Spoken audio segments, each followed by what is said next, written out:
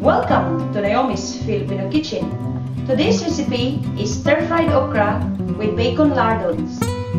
Wait until the end of this video for a sneaky peek of some of my other recipes.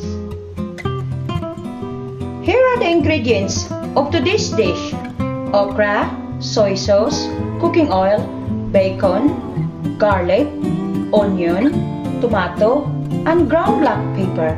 Now let's start cooking.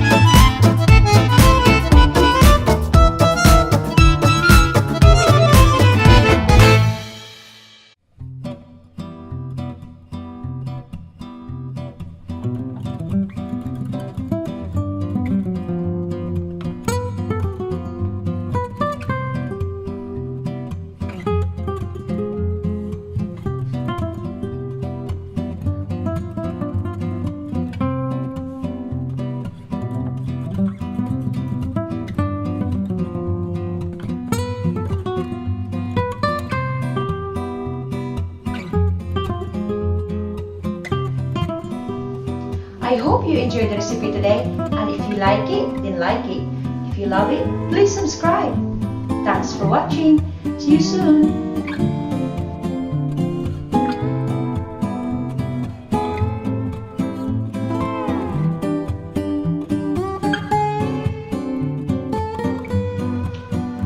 Hi guys, if you fancy a giggle and you want to see me jumping into a freezing cold swimming pool, click here.